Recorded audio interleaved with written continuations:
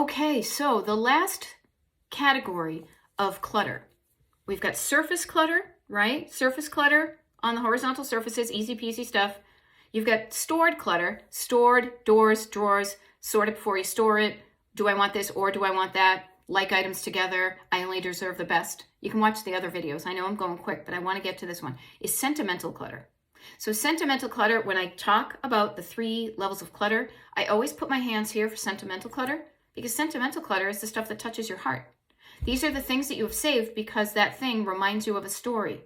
And hopefully it's a good story, but sometimes it can be a sad story, a bittersweet story. Maybe you have stuff from somebody who doesn't live, like is not in your life anymore. Maybe they've passed away.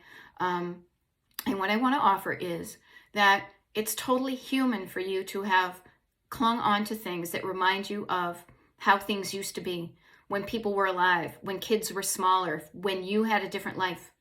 It's what we do. But you don't have to keep all of it. You can if you want. That's the beauty of decluttering, is you find out what works for you.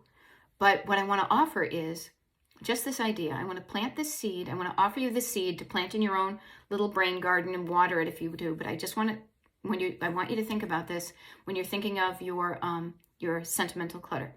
2 things. One is sentimental clutter has a story that's going to make you feel certain feelings. And they're not all bad.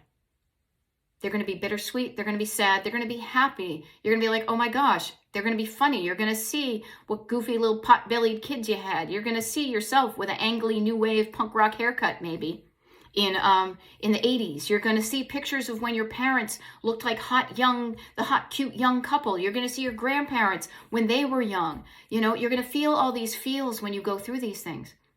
And what I want to offer is we live in a wonderful area of the time in life where you can share a lot of these paper memories that you have electronically with photos of the families and things like that.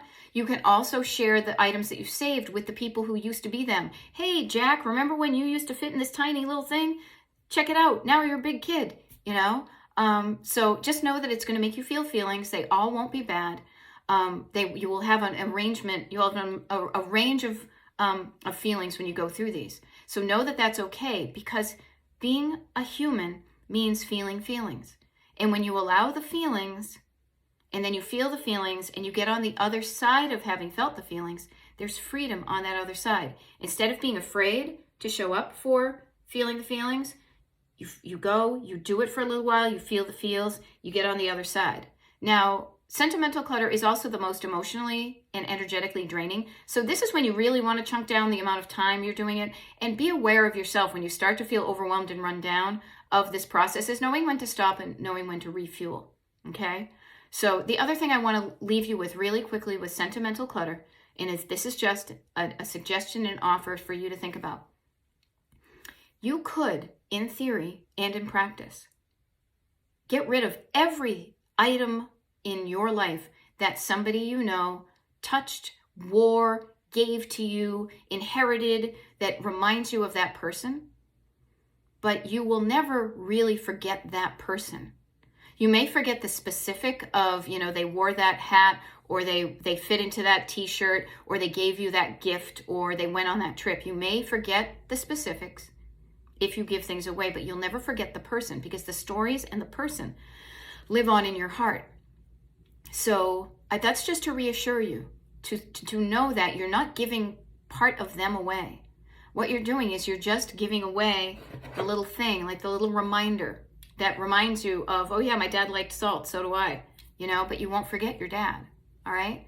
There are different ways you can keep those kind of the reminders of the reminders without them taking up so much space, and I will deal with that in a future lesson. But for now, I think you've gotten to a really good spot, okay? So I'm going to do a recap, and then I can send you off on your way, and then you can tell me how's it going, all right? One more video, and I think you're going to be on your way.